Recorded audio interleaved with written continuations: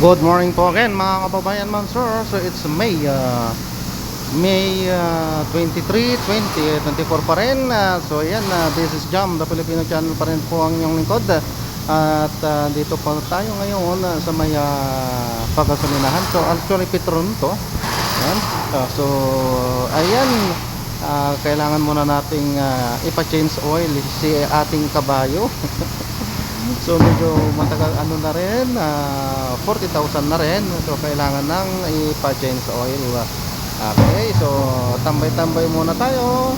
At kailangan muna nating alagaan yung kanyang makina. Ayan. Okay po. So okay, so mamaya magbabalik po tayo.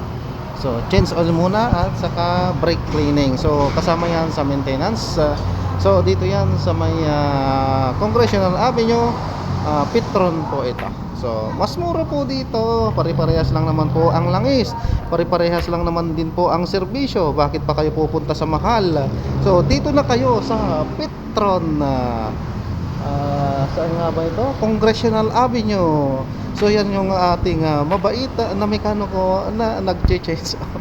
Okay po, so maraming salamat po sa panonood hanggang sa muli. Ingat at God bless po everyone. Paalam po muna pansamantala.